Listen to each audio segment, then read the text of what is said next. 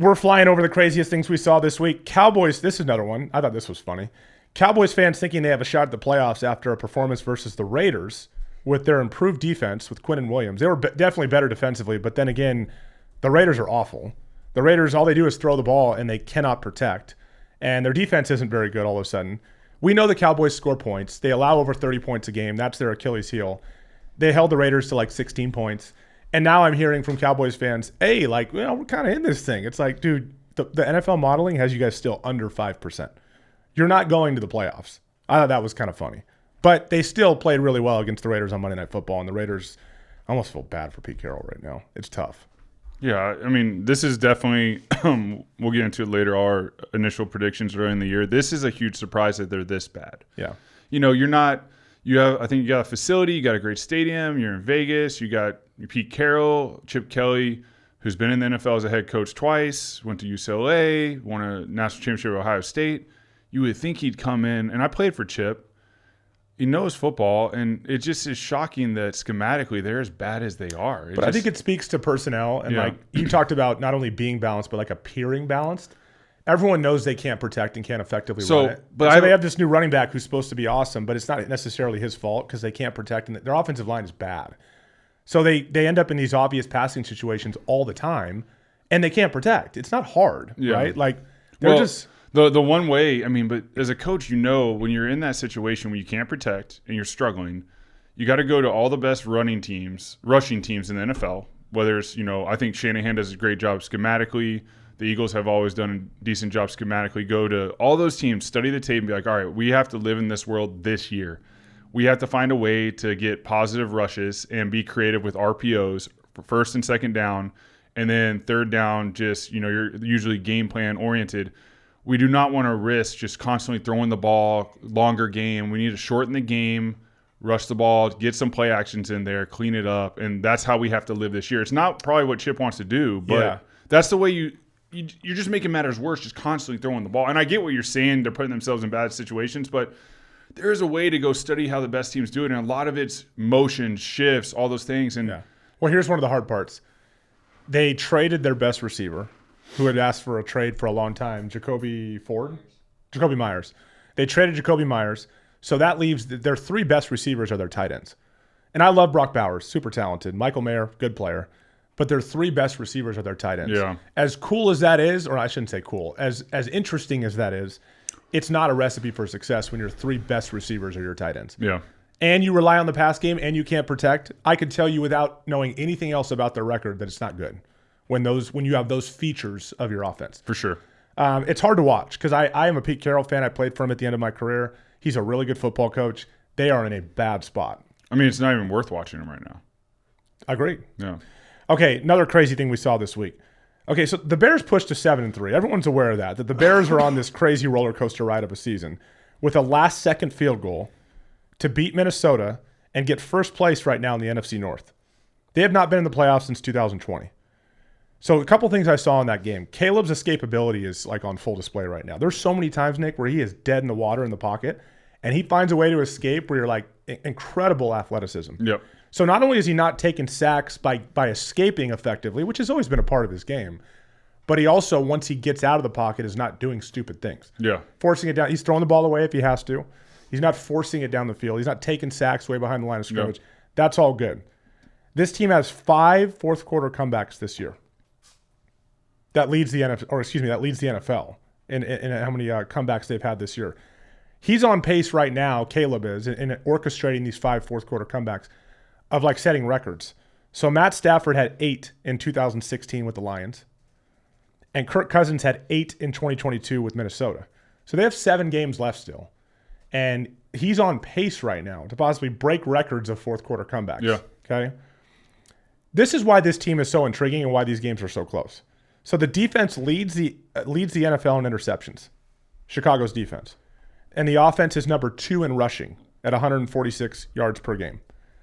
And they have a league best plus 16 in the turnover margin, meaning they've taken it away 16 more times than they've given it away.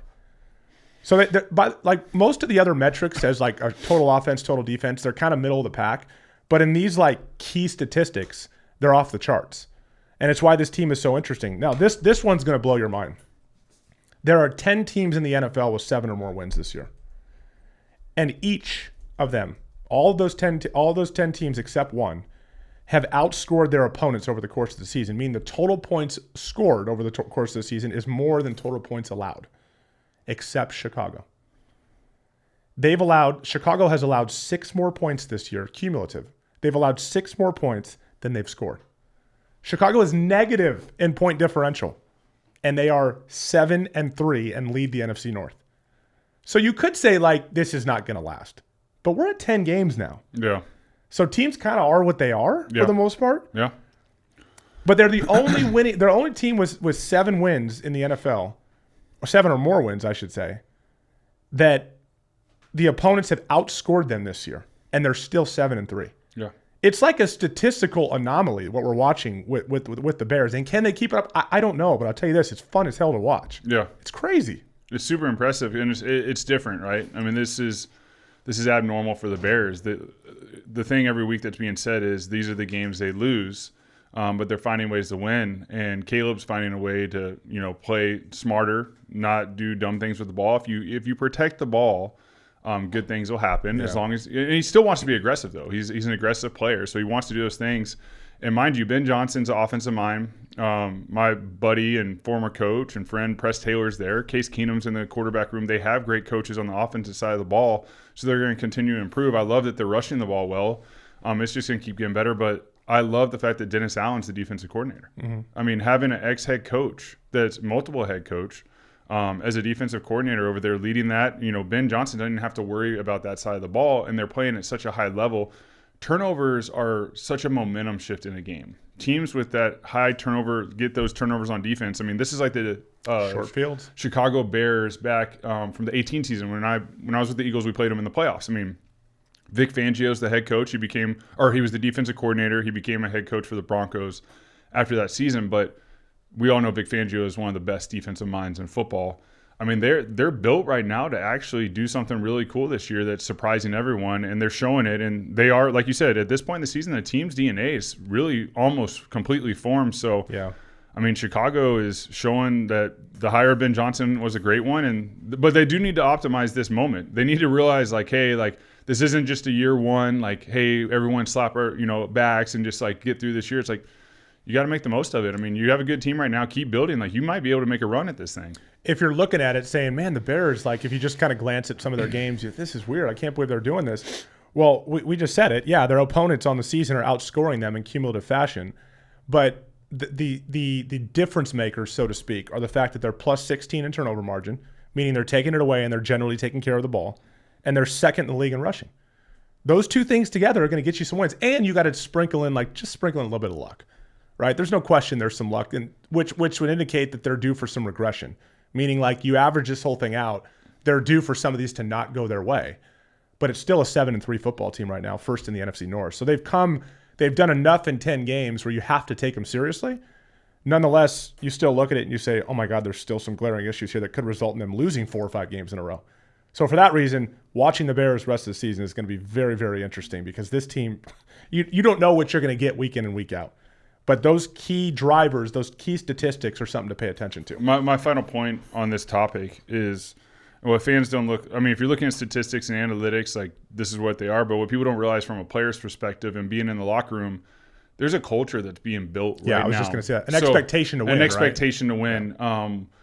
Winning is something that you have to learn. It's a feeling. It's something that's ingrained. And the reason why that matters is in games in the second half – where, maybe you're having a great game and then all of a sudden you start losing. When you're on a bad team, the mindset for the team in the sideline goes, oh, here we go again. There's just something in your subconscious that you have to fight through that's not like, oh, man, we're just trying to hold on to find a way to win. Whereas now the Bears have created this mindset is like no matter what's going on in the game until the clock hits 0 in the fourth quarter or even if it's overtime, we have a chance to win the game. And that is something they've created. And that's where teams become dangerous, especially in the NFC North right now, that it's wide open. Right. Like it's every, the Packers or every week you don't know what you're going to get. The Lions and their performance versus the Eagles the other day was sort of embarrassing for them. It wasn't a great one. I don't expect that to happen again, but it's wide open for them to keep going and take this thing. It is. And again, it'll be fun to keep an eye on as we keep going. All right, next, Chargers getting absolutely obliterated, 35-6 at Jacksonville. So that 10 a.m. Pacific start time for the Chargers, oftentimes, not just the Chargers, for anybody on the West Coast, can be a trap. You travel to Florida, you play 1 p.m. Eastern, which is 10 Pacific. Yeah, it's brutal. It tends to be a trap. Like when I was playing for the Seahawks, the only West Coast team I played for, every time we went east to play in that early window game, Brutal. It was tricky. Like the coaches were always like, should we go a day early? Should we change practice time over the course of the week? All those things you try to get done because the rest of the season you're not really ready to play at 10 a.m. Pacific time on your body clock, right? And so this game I thought was a little bit of a trap because the Jags are not your normal Jags. They're not just going away. I think it's 6-4 now, the Jags are. They're not just going away. And so not only do you have a team that is like kind of gritty and hanging in there in Jacksonville, but you have the Chargers who have some issues up front, and they're going out to play in this 10 a.m. start time game. I looked at that. I thought that's a game the Chargers could lose. They lose 35-6. I mean, they got their butts kicked. And I thought that was wild. I didn't expect it to be like that, but I thought it could be a tricky one and possibly a pretty good trap game. Trap's probably not even fair because that's an insult to Jacksonville, but I'm going to say trap. I thought it could be that way for the Chargers, and it certainly was. No, it's definitely a real thing. I mean, going West Coast team going to play the 1 o'clock East. I mean, the body clock being off is a real thing. I mean, that's hard to go out there and it's 10 a.m. for you. You're not used to, when you're at the facility, you're in meetings at 10 a.m. You're usually not practicing until around 1 p.m., maybe 12:30.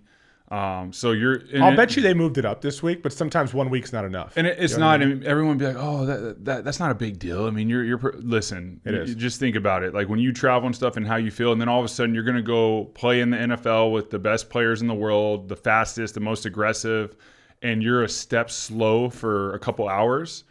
That team's going to have the upper advantage, and then all of a sudden you're going to get punched in the face, and then you're going to get down, and then the second half, your body clock's finally started tuned up, but it's too late. So that's a real thing, and that is an advantage for East Coast teams. So it took the Chargers to 7-4, second place in their division, above the Chiefs, but behind the Broncos. And the NFL modeling, if you go to their website, the NFL's got a really cool playoff picture model, and they put percentages after each team based on win probability of future games and all that, and win probability of teams you're competing with.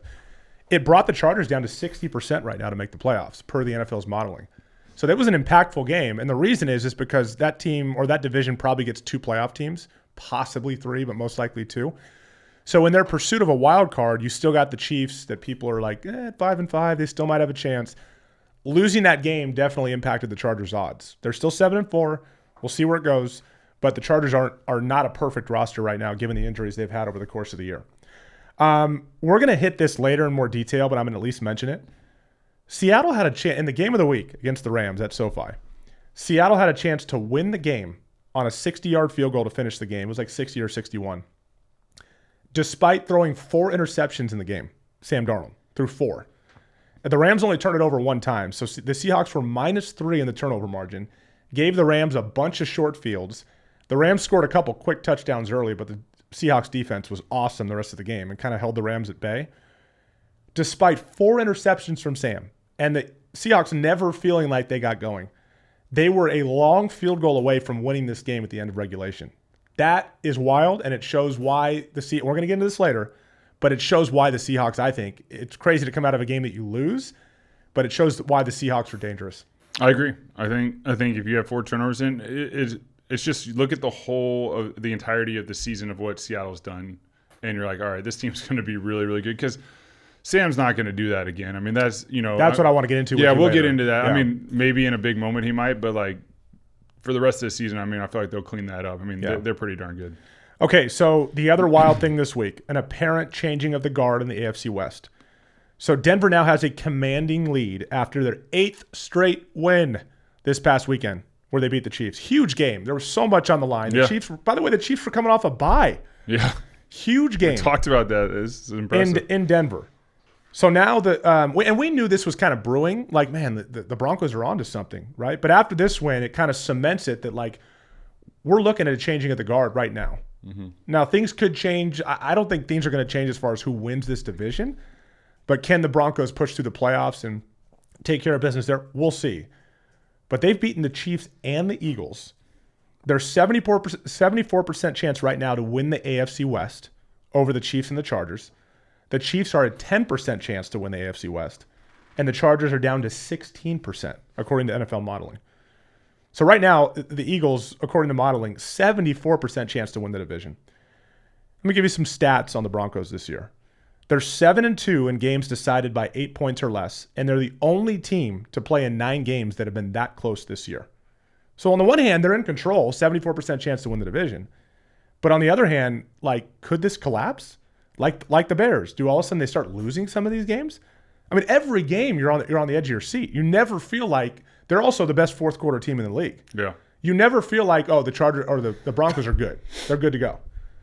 Okay, so here, get this, just to underscore what they're doing in the fourth quarter. They have a +2 point differential across the first 3 quarters this year, the whole season. So they've only scored 2 more points than their opponents have total in the first 3 quarters the whole season. 2 more points. So it's a dead even. That's 17th in the league. So middle of the road. But they are +63 in fourth quarters, which leads the league. 63 point differential in 1 quarter. Yeah. They have over all their opponents combined over the course of the season. Which one? A lot of that those, is insane. A lot of those points came from the Giants game where it was like 20-something points, right? They were down. Yes, they were down. They had to make. They closed a big gap against the Eagles too. Yeah, I think it was 18. Once again, they outscored the Eagles 18-0 in the fourth quarter. Once again, it goes back to I mean, if this is earlier in the year, like through 4 or 5 games, I agree with you. Like, is this thing going to collapse? But at this point in the season, man, this is who they've become. This is who they are becoming. I mean, this is what I expect week in, week out. I mean, they're sort of creating that DNA, and the culture is sort of set for this team this year. So here's the thing about the Broncos that I want to highlight and get your perspective on, given your experience as a quarterback. So Bo Nix to me is a conundrum. Like, he presents like a really and by the way, this is happening a lot in the NFL this year, where you think you've got something figured out, but there's something very conflicting and confusing about it. So Bo Nix right now, he's led his team to the best record in football at, what did I say the record was? 9-2. Best record in football. All while having stretches that are both very good and very bad.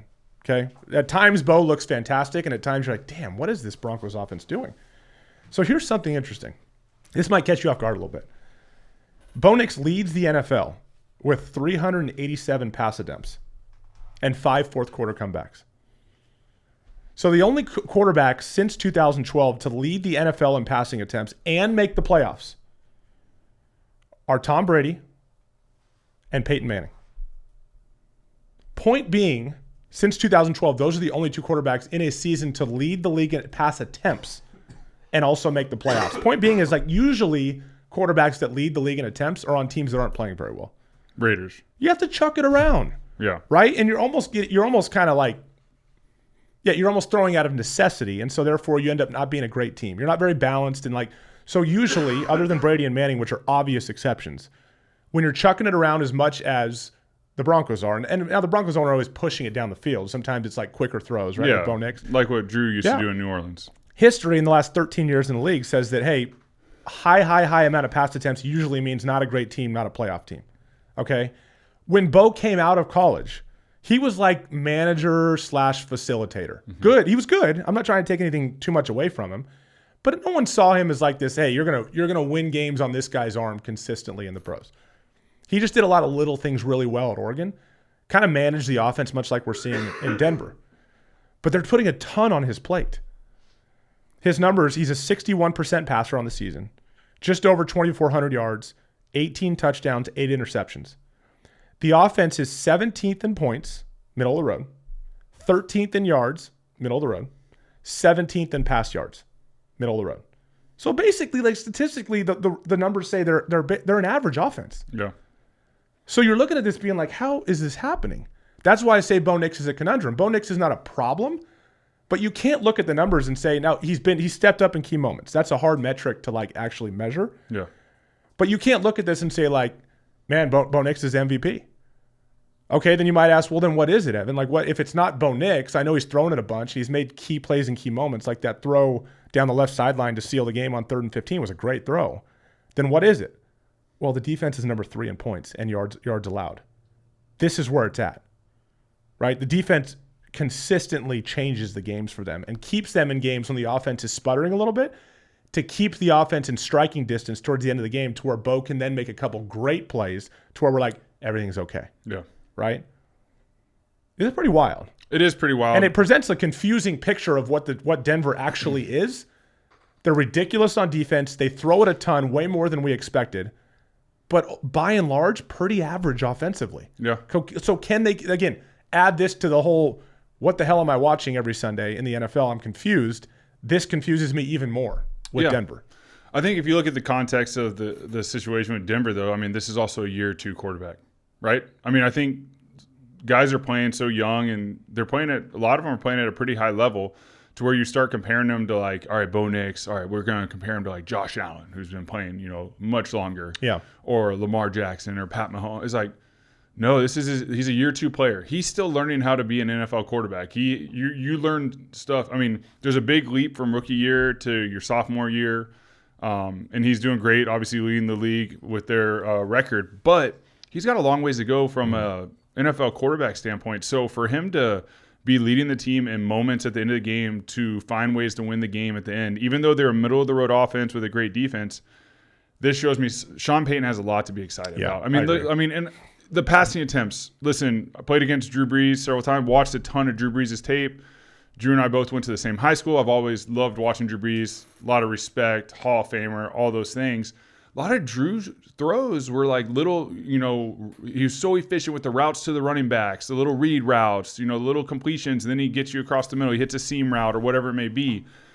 Bo Nix, that's why those completions are going up. These aren't like all dropbacks down the field doing those things. So that's always a part of Sean Payton's offense. He's well coached. He's well coached, and Sean Payton is going to constantly find the matchups and the play calling, and they're just going to keep getting better and better. So, I mean, Denver is in a great situation to take the reign of the AFC West for the foreseeable future. So you think what I've said signals like there's room for improvement, so you should be scared of these guys. I mean, listen, stats don't always tell a story, and I would say this year more than anything, stats don't tell anything. Yeah, right? Clearly. Listen, if stats told the story, like Peyton Manning would have had 10 Super Bowls, all those things, but it's about moments. It's about the team. It's the greatest team sport in the world, and the teams that we're talking about that are anomalies, like the Bears and the Broncos, it seems like there's just like a great team in there that's doing something really special. There's probably there is a lot of complimentary football going on. Which is super important. So, like I mentioned, he has 387 pass attempts this year. That's Bo Nix. Leads the league. He's only got eight interceptions. So he's taking care of the ball. Yes. But they're not doing enough offensively to say like they're winning games because of what they're doing on offense.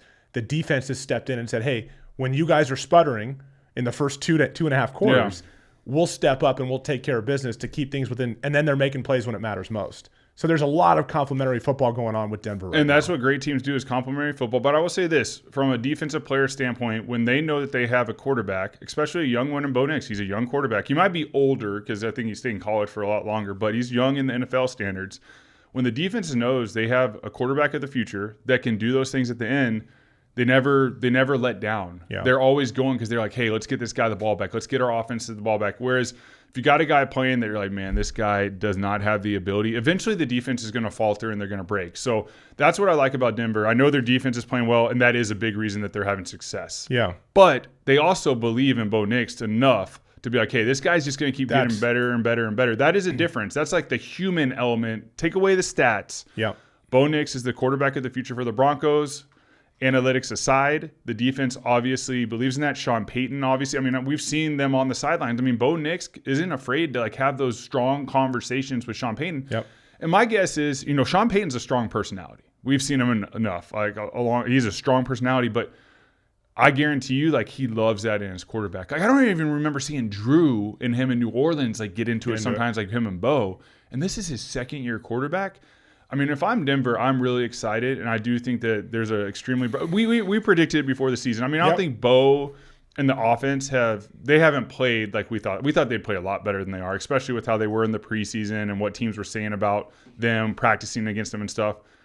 But they still have 7 games to go or 6 games, and there's a lot of improvement. 6. So, 6.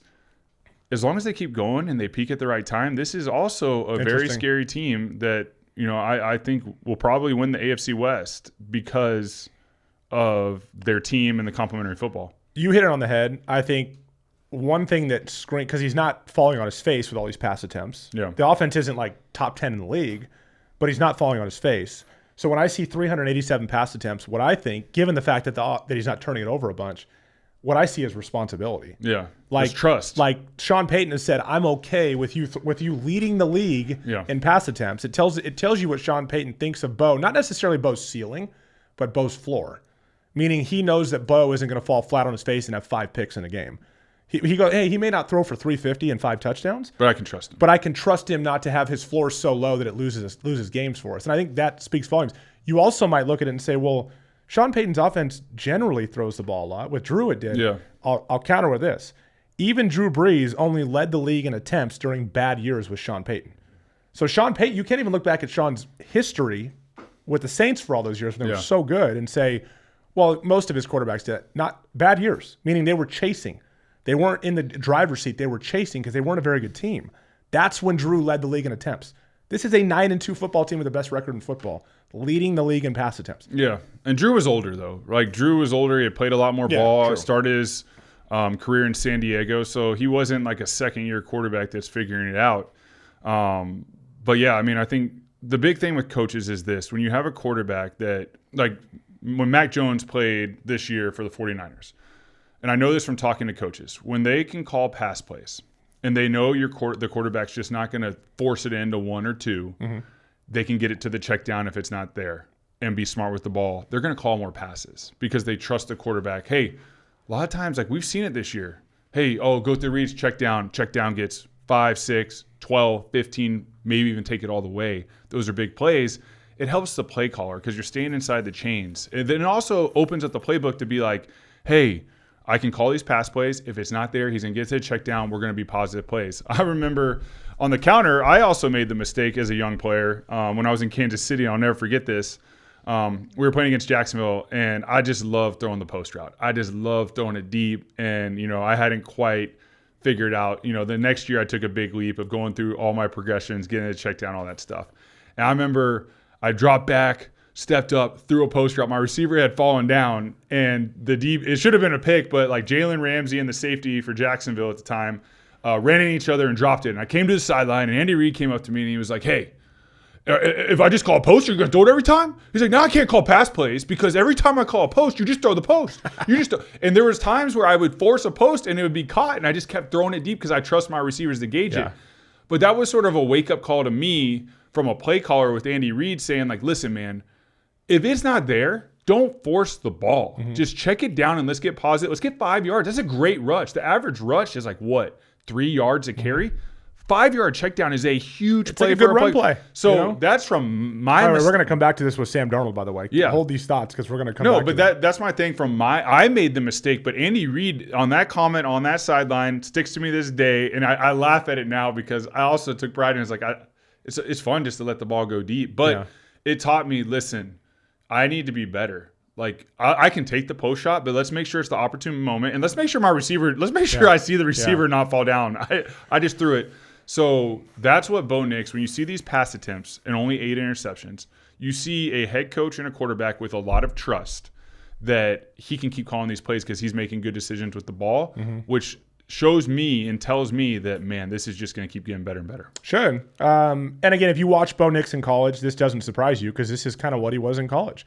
They threw it a ton and a lot of run game replacement type throws because he also is a pretty mobile guy, so he can roll out and make shorter throws and all that. So again, 9-2, and on the one hand, it feels like every game you're like sitting on the edge of your seat. They're walking this wire, but on the other hand, you're like, this feels sustainable because there's room for improvement, and Bo's floor is high enough to where he's not going to lose you games, and he can get better as a passer. So something to keep watching. Again, Denver, Chicago, these are very confusing things we're throwing out as to how these teams are doing what they're doing, but they're doing it, and we hope that is at least a little part of an explanation as to how this is happening.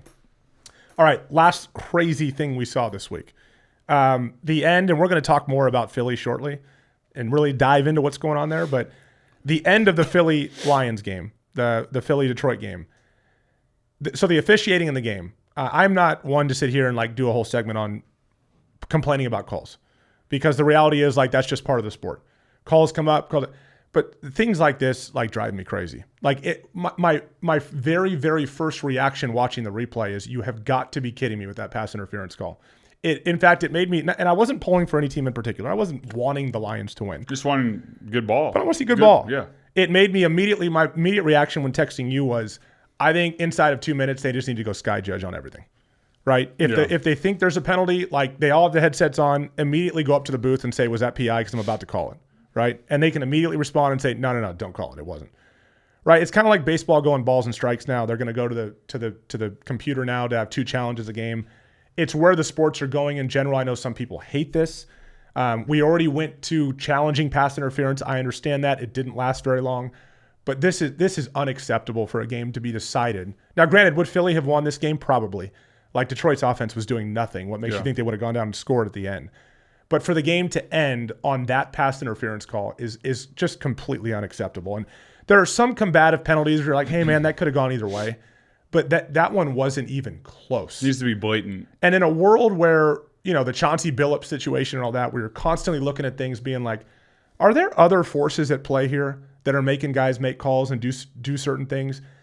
We're in that world now where information, gambling, all that stuff, it makes you question it. And I think the league needs to do a better job of being more transparent about what they're doing to address these issues. That was so glaringly bad. It's one of the worst calls I've ever seen. Unacceptable. Yeah. To decide a game, unacceptable. Well, and it's not good enough for me just because, again, I'm not a guy to complain about officiating typically, but it's not good enough just to sit there and be like, hey, man, it's human error, just not a great call, and move on. That decided the game, and it wasn't even close. In that moment, and I know there's a whole other debate on, well, if it's PI in the first minute of the game, it should be PI in the last minute of the game. Fair. But in that moment, to throw your flag on that ended the game. Decided the football game. Yeah. Completely unacceptable. I don't know what the NFL's plan is, but I'm tired of watching it. It happens too often. So tell the listeners, because you were a receiver growing up, receiver at Stanford, and played tight end. So you ran a lot of routes. You played against a lot of DBs and safeties and linebackers. From a receiver perspective, running that route with the DB on you, why is that not a pass interference call from your perspective, just with what you did in your past? Well, there was hand fighting going on at the break point, right? They both had their hands on each other. Okay, and there was no clear grab by Rock Ya-Sin, who was the DB for the Lions. There was no clear grab by him to obstruct him from catching the ball. This was on A.J. Brown, right? Correct. They just had their hands on each other, which is very normal, and that's permitted. Which is fine. Generally speaking, that's permitted. Yeah. Especially if the receiver ends up initiating contact, right? Yes. If anything, A.J. kind of gave him a little bit of a nudge, and he didn't grab, but he just had his hand on him. If anything, he thought it was offensive PI. Correct. Because A.J. gave a push. Right. And here's the other thing. So often we can rely as an official, if you're not really sure, I know this sounds funny, but you can kind of rely on the immediate body language following the play of the offensive player. Yeah. A.J. Brown did nothing to indicate he thought that might be PI. He thought it was just good coverage. Totally. You could tell by A.J. Brown when that ball sailed wide on him, he kind of went, damn, another incompletion. And then he saw the flag and he's like, oh, damn. Oh, my God, we're going to get a PI here, right? Yeah. Even A.J. Brown in the moment didn't even think it was. Now, I don't like when officials are influenced by a guy turning and throwing his hands in the air. But at the end of the day, if a guy doesn't do that, then you definitely know something didn't happen. Yeah. That flag even came a hair late. Yeah. That's what's crazy. Yeah. By the back judge down the sideline. Yeah. Right? The close guy who was closer was looking at it, and he was like, nah, it's incomplete. The guy behind him ends up throwing it. Yeah. Inexcusable call. One of the craziest, probably the craziest thing I saw this week. And just so people listen with the referees throughout the games, they do have to, following the game, they have to go through every single play, every single call with someone to basically have a check and say, hey, they get graded on a scale of execution. So my guess is that ref got docked on that one. And the reason that matters is all the playoff referees and Super Bowl referees, they want the highest graded refs in the biggest games to call the games. So these referees do want to call those games. I assume they get paid more. They get more time on TV. They get to be a part of them. So there is a accountability in that aspect because I know they have to go through all the plays. But from your perspective, and my perspective being a quarterback watching the game, because, as a quarterback, you like those pass interference calls. They're big plays. I'm sitting there, and when the flag went, I'm like, what was that? Awful. And then all of a sudden they call pass interference. And listen, everyone knows I love the Eagles, and I also just want to watch good ball and want to talk about ball. No way was that. I thought that was great coverage.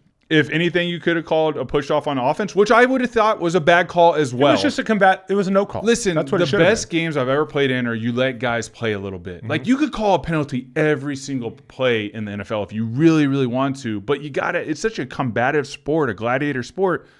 It needs to be blatant. Especially, I like what you said though. Within 2 minutes at the end of the game, when a flag's thrown, if it have someone watch him. Hey, go down to the head ref, because he's got he's getting. Hey, what's the call? What are you saying? Boom. Have them call down, take 5 more seconds, and have someone fact check. Because even on TV, announcers, and they might have even brought in someone else to say, everyone's like, that's not a pass. It's hard to get Collinsworth to criticize anybody. Like Chris Collinsworth is a very pleasant broadcaster, right? He gets a lot of criticism too. Well, but Chris isn't really there to criticize it. He just calls it like he sees it and stays pretty vanilla on things. And even he was like, that is an awful call. Well, he was a receiver, right? He doesn't do that. He was a receiver. He was receiver. Yeah, so listen, you were a receiver tight end. He was a receiver. Terrible call. And that's the thing is just don't – the penalties at the end of the games that decide – now, I agree. Eagles are still winning that game. Lions offense wasn't doing anything. They were, 0-5 on fourth down. Yeah, they probably wouldn't have scored anyways. But still, it's just – it's not right. Yeah. And, Nick, we're in an age now where it's like almost weekly we hear – and a lot of times it's at the collegiate level. We're hearing about point-shaving stuff going on. Right? And I know this is a very provocative topic. And I am all about preserving the integrity of the game. A lot of times when I hear this stuff, I'm like, I don't even want to hear it. Put it in a box, put it away. Don't tell me the game's been compromised. I don't want to hear it. I know. But it's happening, right? We're in the age of information. We're seeing it more and more. In college, there was some kid, another point shaving scandal came out about a week ago. It is real. I'm just going to be honest with you. It is really difficult for me to see that happen and not think, what the hell is going on? Who is in whose ear about the spread on this game and this?